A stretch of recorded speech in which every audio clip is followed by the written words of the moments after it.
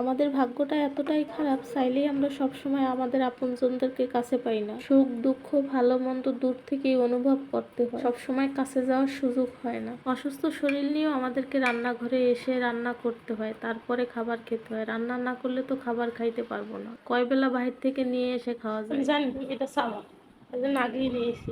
খাওয়া দাওয়া না ছাড়া বুঝতে বেশি দিয়ে লবণ দিছি, এই শুকনো মরিচ মাখাটা আমার থেকেও স্যারের হাতের মাখাটা বেশি মজা হয়। ও সুন্দর করে মাখতে পারে, সবকিছুর পরিমাণটা পারফেক্ট হয়।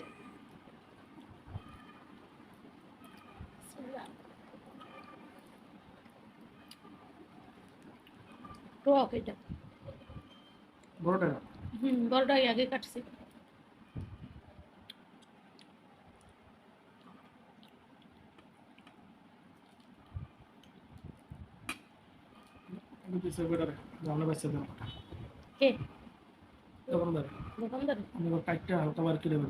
যখন ভিডিওতে ভয়েস দিতেছিলাম যখন নিজেদের ভয়েস শুনতেছিলাম চিনতে পারতেছিলাম না যেটা কাদের ভয়েস। ঠান্ডায় এত খারাপ হয়েছে গলার অবস্থা। কথা আছে না, জাগোবারতে এত মিঠা রাখে হ্যান দিয়ে পিঠা, আমার অবস্থা হয়েছে এটা।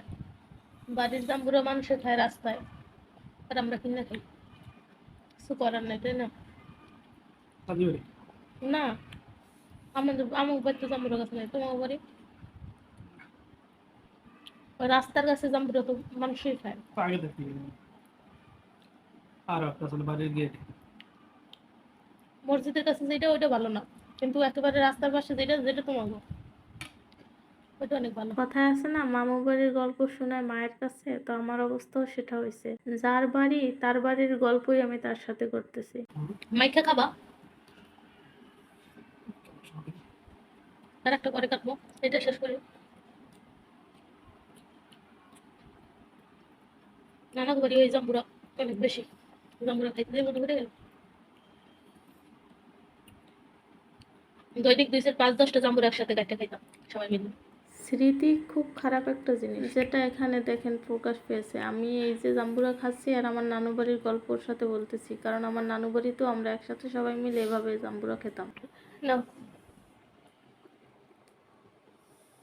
শেষ নেই ড্রেস ডিসবিন ওই বিটিভি চলে,